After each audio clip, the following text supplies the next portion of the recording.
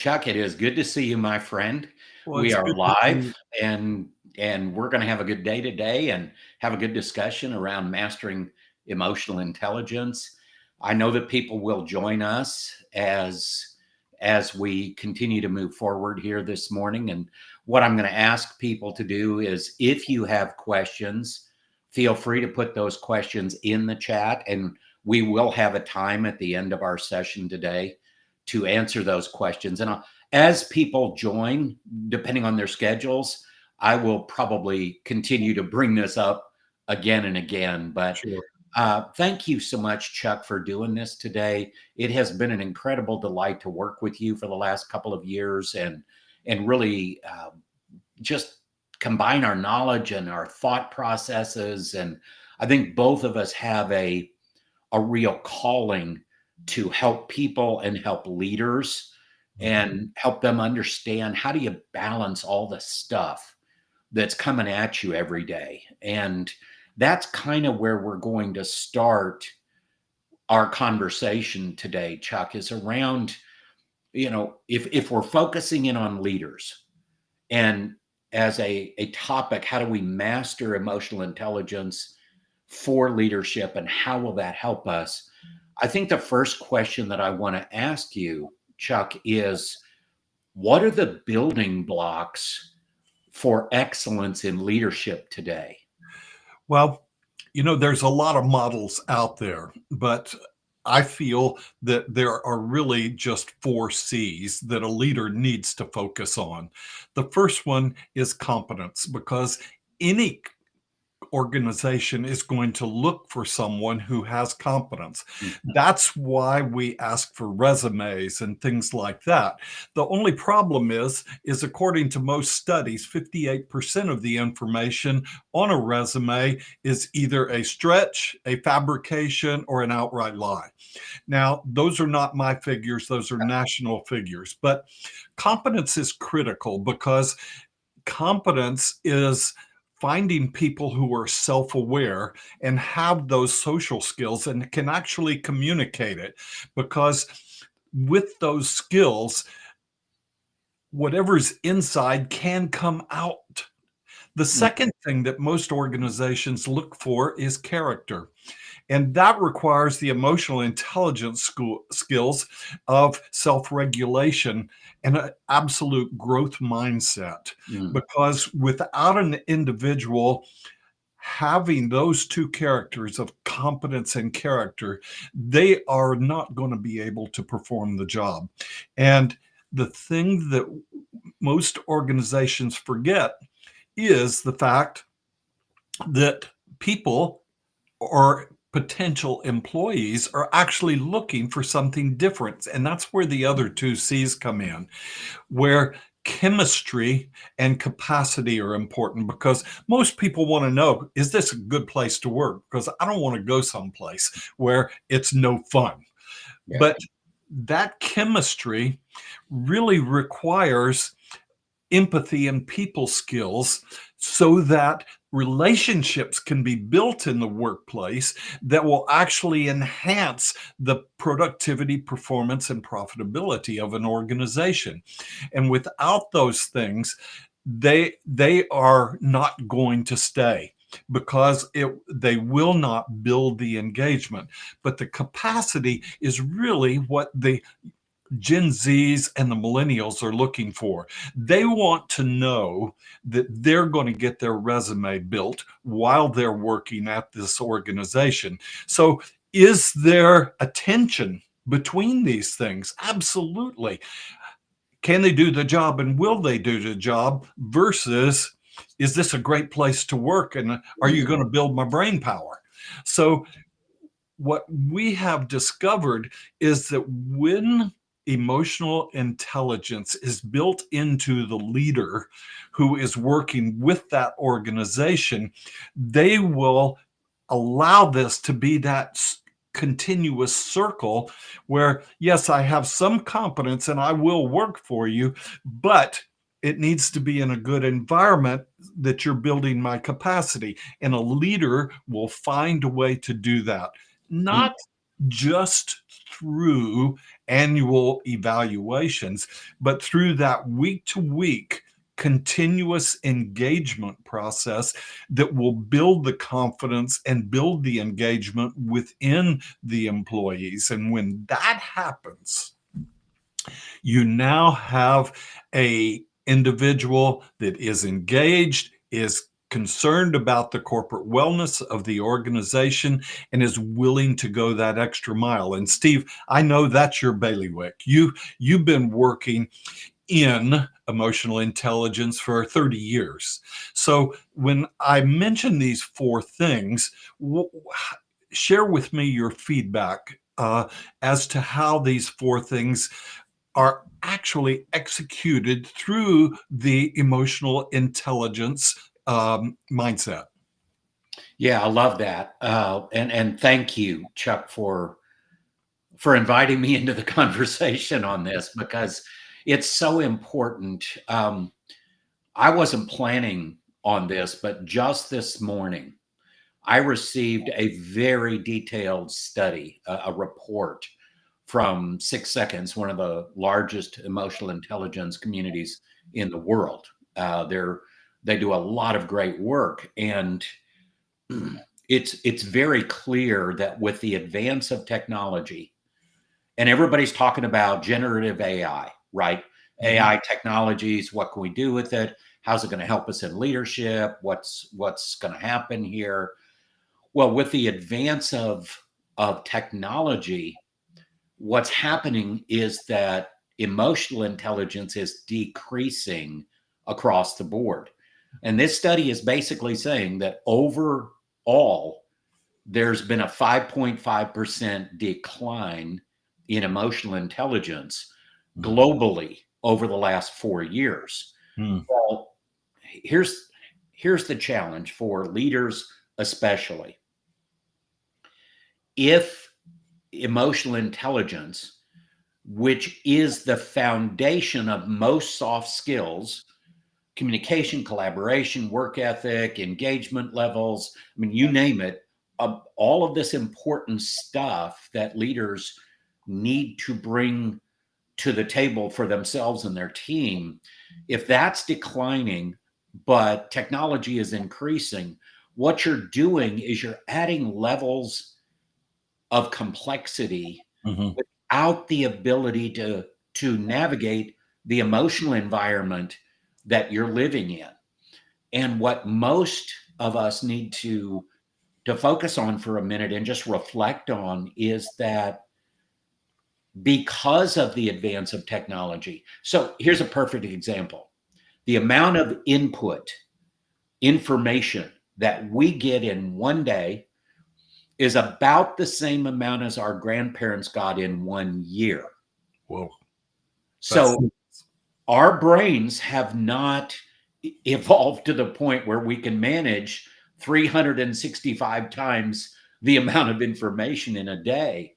But if you think about all the channels, all the ways that people can get information today, that adds to the noise. There is a lot of noise in our world today. Mhm. Here's the other side of this, and I promise I will answer your question about how emotional intelligence applies in these four very important pillars of excellence in leadership. But what people don't really think about is that technology is designed to have a human being at the other end of it. Yes. And so if all of this is coming in, and you and I both know that different personality types handle information flow differently, right? Absolutely. Like the high C individual wants to really have all the information possible. Well, they're going to be swimming in a sea of information Yes. and they may never get anything done because of all of that. The other thing that we know, Chuck, that's so critical here for leaders is that the less that you navigate your emotional environment well and the emotional environment of your team, the less you navigate that, the less you're able to access your higher thinking skills. That's correct. So if you're triggered, if you're in a cycle that's non-productive, an emotional cycle, if your people are there, they're not going to be innovative. They're not going to be creative. They're not going to be able to do strategic thinking, logical thinking, numerical reasoning, abstract thinking, adaptive thinking. All of those things that we want in the workplace, we're not going to get as much of that because they're just being overwhelmed. And that's so true, Steve, because if we think about most of the people that come to work are, shall we say, line workers. They are naturally more introverted and they need more direction. And so when we think about the concept of emotional intelligence and its focus in the leadership cycle, what we have to do is we have to prepare this to be communicated in multiple formats. Mm. In other words, we can't just give one broadcast fits all because not everybody is going to take it in the same way. And as you said that high C, that high analytical is going to want all of it, and the high dominant person on the other end is only going to want the bullet points. And so as we think about that, leaders have to know how to engage their individuals uniquely. And that is the social skills that are so critical to executing the engaged leadership process that will accelerate the productivity, performance, and profitability of an organization. Yeah, absolutely. Now, to go back and answer your original question, which Yes. I kind of skirted around a little bit, And I really. won't interrupt you either. No, oh, you're fine. No problem there, Chuck. By the way, if you want to get a word in, you're going to have to interrupt me, right? So let's go back to those four pillars Yeah. of leadership excellence. Let's start with competence, self awareness, social skills. Those are two of the five major categories of emotional intelligence. So everything starts with self awareness, the ability to understand your own emotions, how they impact you, the emotions of other people, how they're impacting them, and how your patterns impact your decisions and your actions, and how you're showing up for other people. All of that is self awareness. And I Mhm. know some people will say, wait a minute, how I'm showing up for other people, how can that be self awareness? It is. It's self awareness because if you don't know that, and believe me, I work with a lot of leaders that don't understand how they're showing up for other people, then the challenge is you're never going to be able to get the influence, the motivation, the engagement that you want from people. Yes. And because leadership is not management.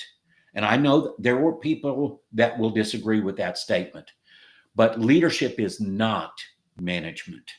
Leadership is a higher level. Management is task oriented. Did you do it? Did you do it right? Check the box, got there on time, all good, right? That's managing. Leadership is motivating, encouraging, inspiring, engaging people, and team building. It's all of these things. That's self-awareness, but it's also social skills.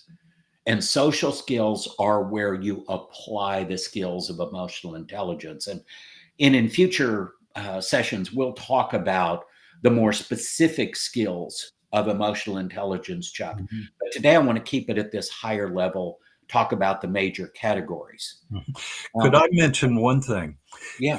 Here's a very quick phrase I would like our audience to think about today. Self awareness is not understanding yourself. Self awareness is understanding yourself from other people's perspective.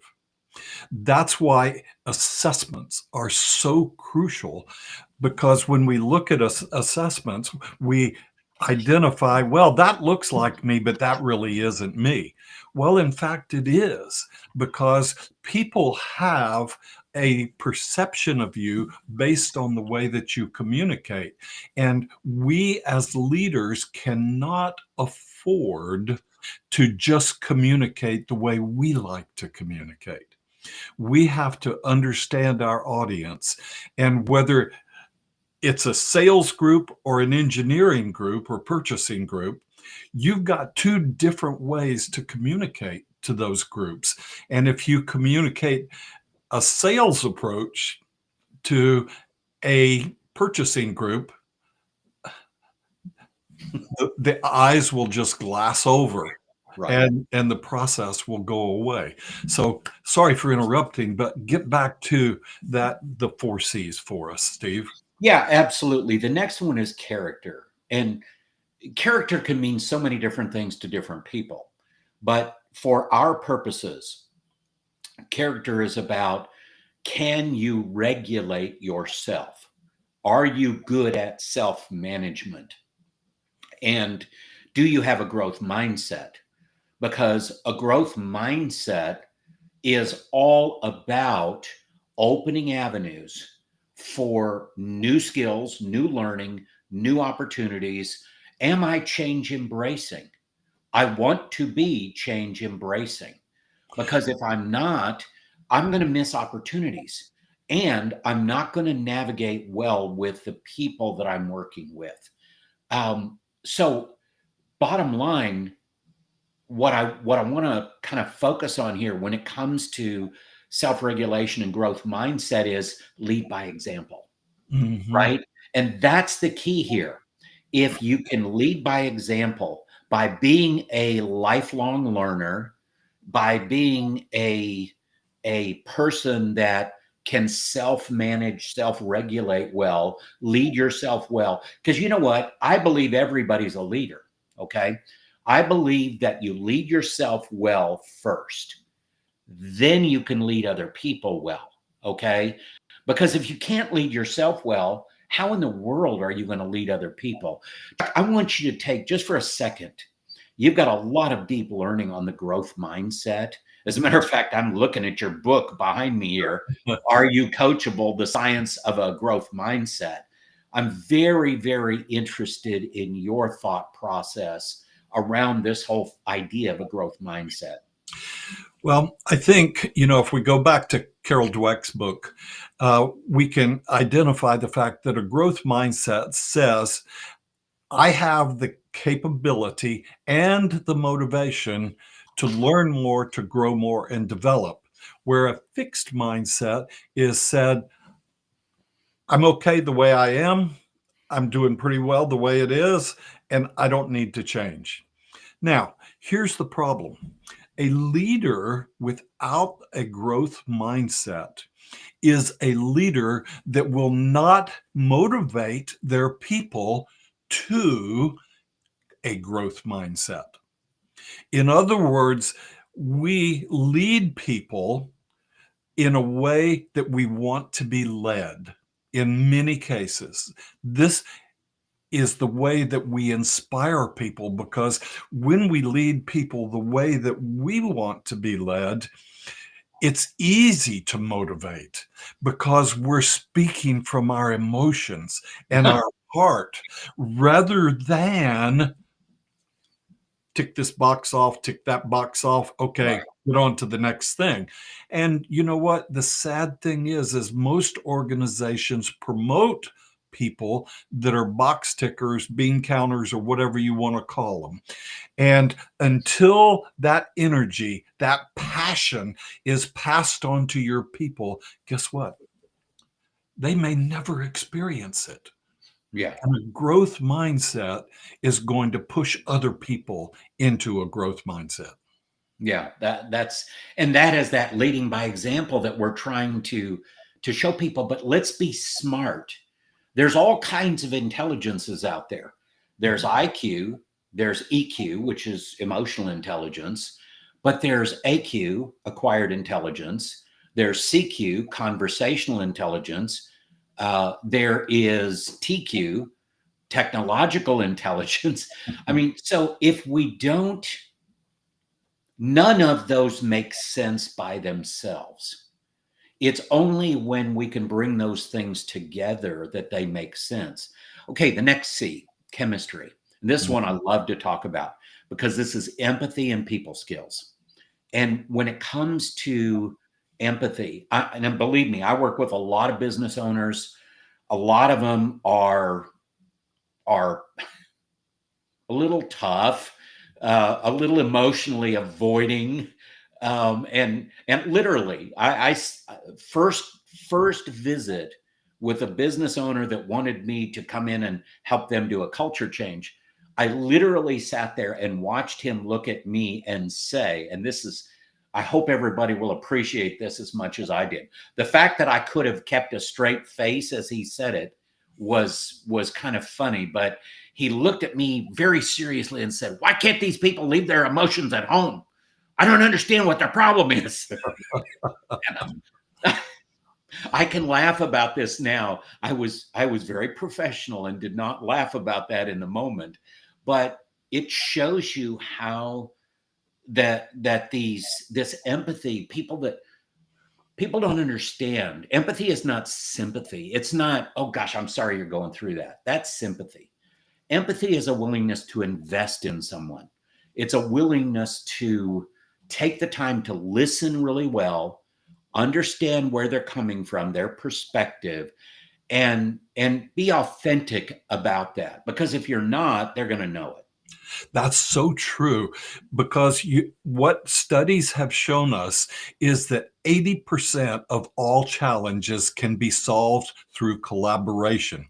Now, here's the reasoning behind that, because children are raised in school through a process of it's called pedagogy, or teaching children or young age. That is a directive format. So our educational system trains people to do what they're told. However, when a person reaches those teenage years and they lose their minds, they move into a whole different way of learning, and that's called andragogy. And andragogy requires collaboration.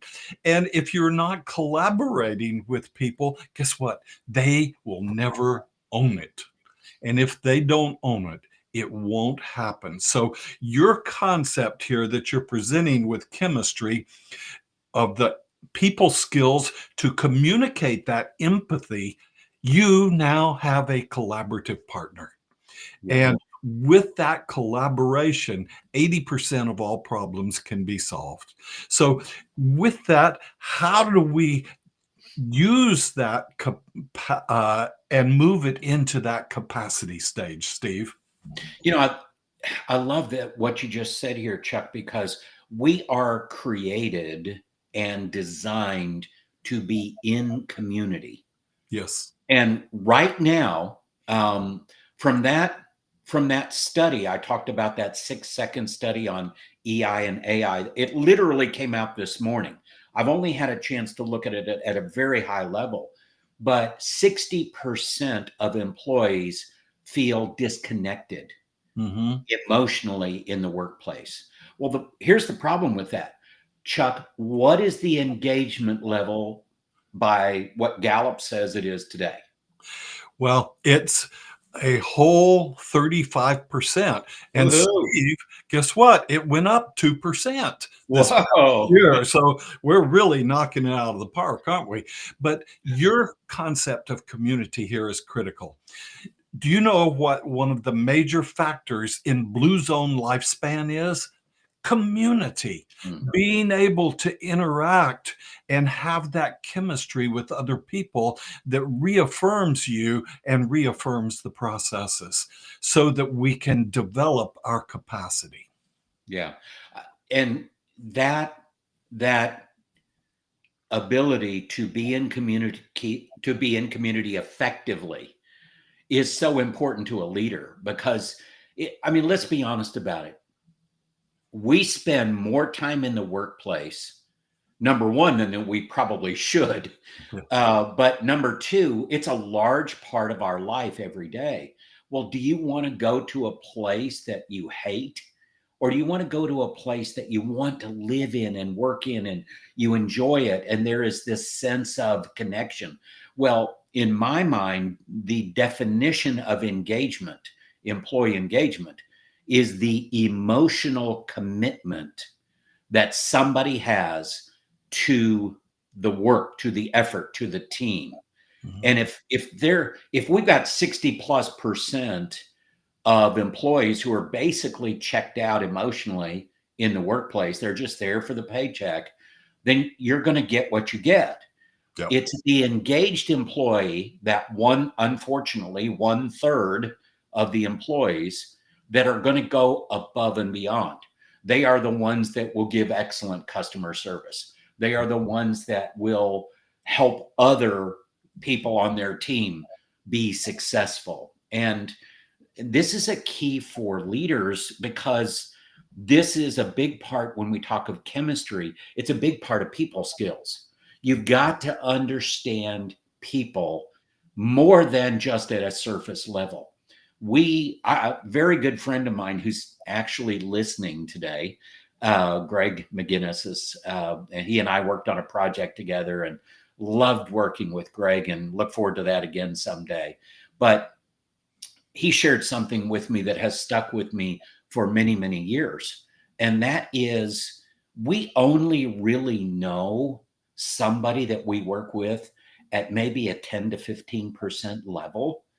We don't know all that other stuff about that person and what's going on in their lives and where they come from and maybe some of the cultural or traumatic things that have happened in their lives. So as a leader, if we're not practicing empathy and people skills, how are you ever going to create the chemistry that you want, um, to really reach into people and draw their best out of them? That's what a leader is supposed to do, draw Yes. the best out of other people. But it's not an authoritarian demand. It is a leadership process. It's a pull, not a push. Yes. And that chemistry is what will allow us to help motivate other people to develop their capacity. Because the one thing we have to do is understand that things are changing so fast in Mm. today's work environments that if we do not develop their capacity, they will no longer provide value to the organization. But most of all, they won't see their own value. So, as we think about building people's capacity, the competence, the character mixes with the chemistry to motivate people to make themselves better. Now, I know we're running out of time, Steve, but do we have any specific questions from our audience in the chat that we can address before we wrap this up? Yeah, we actually have more time if we need it. Okay. There's a couple of things I want to share, and I don't have any questions in the chat right now, but I'm opening. If you have a question, please put it in the chat. Happy to share that with you. You said a couple of things, Chuck, that really strike me as critical information points or almost inflection points. Number one is this concept of how much information. Right now, today, there is something around 150 zettabytes of information in the world. In 3 years, it will be over 400 Wow. zettabytes. I don't know how many zeros are in a zettabyte. I'm sure somebody listening may know that number. If you do, put it in the chat. I'd love to know. Or go to AI and find out, right? But the reality is that is just adding orders of complexity to everything. And what it's doing, because emotional intelligence is declining while technology is ascending, what it's doing is it's creating more and more opportunity for burnout. Mhm. And so, and I want to share a story that happened recently.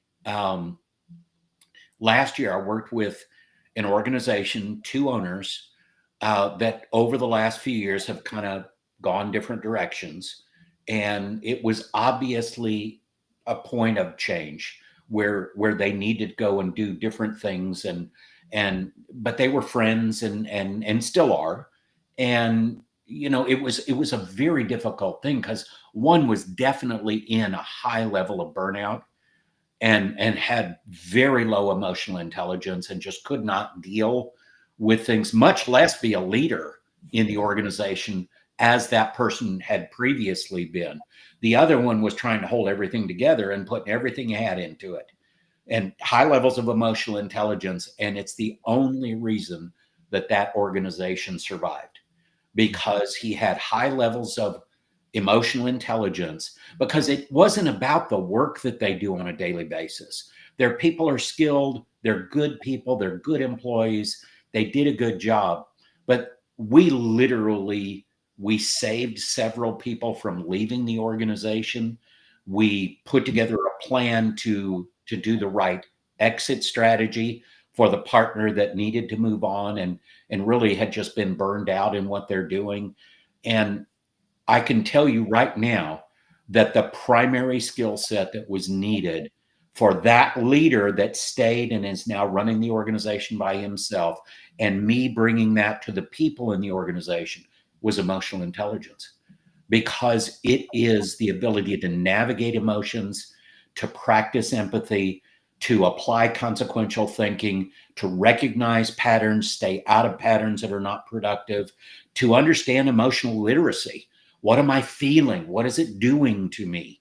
And I want to just share that story because a lot of people that listen to this whole concept of mastering emotional intelligence, how can it enhance your leadership impact? This is a real true story of how it made a huge difference. That organization could very well have folded, and several people out looking for a new job, and the legacy of the good work that had been done there could have been lost. And I'm not bragging here. This was everybody, all hands on deck.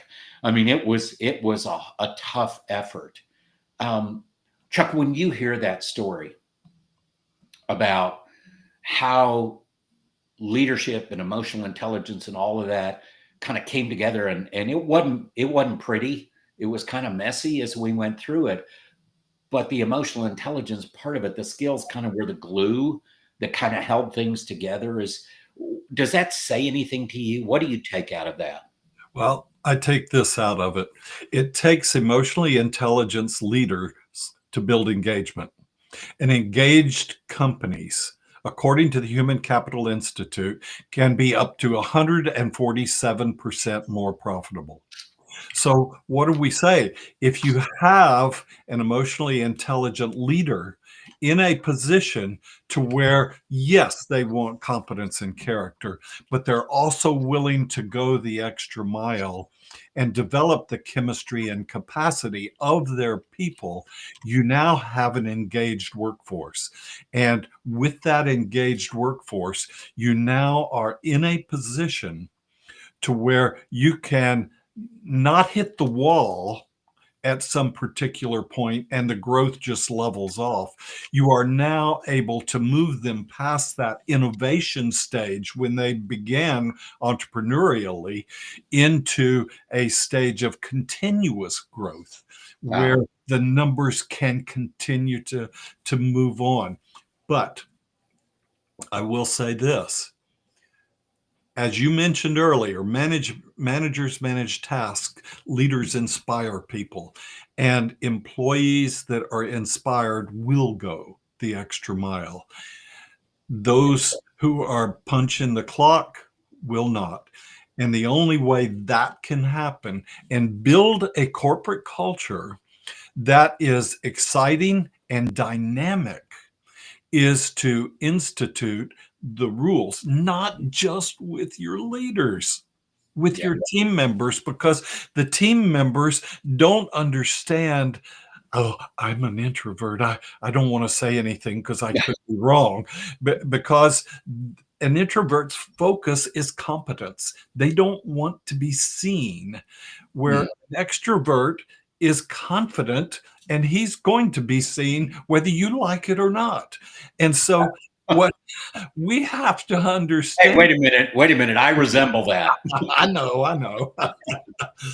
What we have to understand is that building a team requires emotional intelligence Yeah. so that the team members can understand that they personally have a capacity to do something and integrate themselves into the team. Mm, Once they understand their role, they are willing to speak up. They are willing to invest because they have an identity.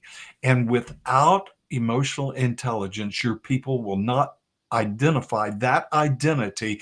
And I don't care what kind of team approach you use, right.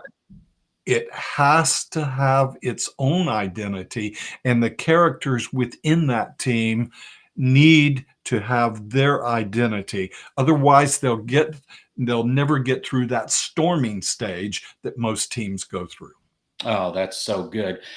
Chuck, I want to share one more practical real life story that just happened this last fall.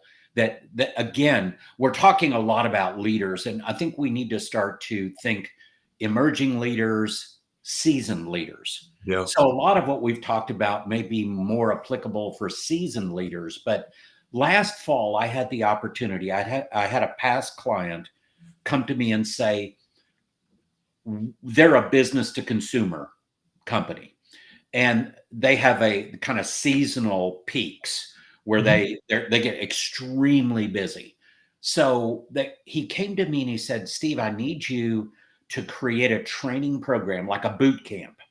And so for 2 90-minute sessions a week, we got together, we took their core values, took emotional intelligence, took what I knew as far as leadership. They had hired a bunch of new potential managers, leaders, and brought them in, and we did a boot camp. And there were about 11 people in that boot camp that were going through the training. I'm not going to go through all the ins and outs. It was an amazing experience, but I did a follow up after the first of the year because their peak season was kind of during the holidays and all that kind of thing.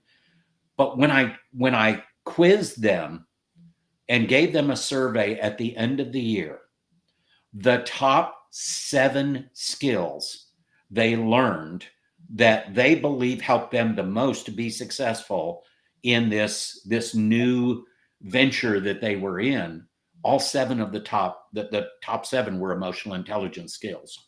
Hmm. They were not technical skills, they were not time management skills, and we taught all of that, time management and some technical, how do you use this and how do you use that.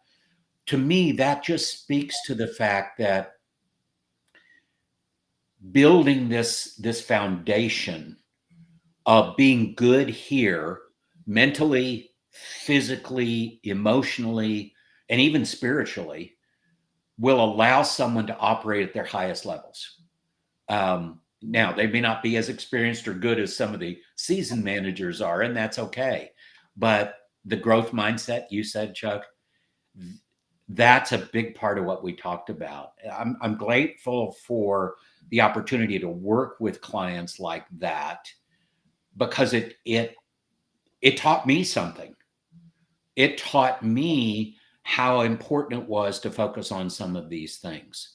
Um, any other thoughts as far as this focus on, because I mean, there's no way to go super deep in what we're doing today. We can just kind of hit the highlights of why is mastering emotional intelligence important in leadership. But any closing thoughts or ideas that you have, Chuck, that would be helpful? Well, here's the key element that I think makes a good leader. And the survey that I worked with from DePaul University illustrates that the greatest capacity an individual needs to have is expressed humility. Mm, When we understand as leaders that we still have things to learn, and I have to appreciate the fact that when a leader becomes vulnerable, they build trust with the other employees. It's not just about being transparent, you also have to be relatable to build trust. So, as we think about that, and we'll talk about that in a future podcast, I think the important thing to remember is that a leader who expresses the fact that they still have something to learn will garner a lot more and a deeper relationship with the people that they work with than they will if they're constantly just answering questions and telling people what to do. Hmm. Because people like that are a dime a dozen. Yeah. Yeah. And that, you know what that is? And I've seen it happen over and over. Leaders who understand how to empower their people That's the key. don't get so much upward delegation, That's right. because I fight this in so many organizations, and I'm still looking for the best way to approach this whole upward delegation thing, but it almost becomes an unhealthy codependency Yep. where, I don't want to make that decision because I might make a mistake. So I'm going to push that up to my manager, up to my leader. So I don't have to do that. And I'm just trying to break that cycle. Um, Indeed. and, and you know what's behind it? I think it's the emotional drivers of fear, anxiety, stress, worry, whatever, that are driving people to certain behavior patterns that are not all that productive. I mean, Mm, that's not going to get us to our most productive. that's for sure.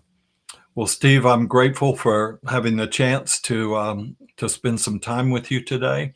I think there's a lot more of this that we can uncover Yeah. and just open up to our audience next time. And I look forward to sharing those things in our next session. Same thing here.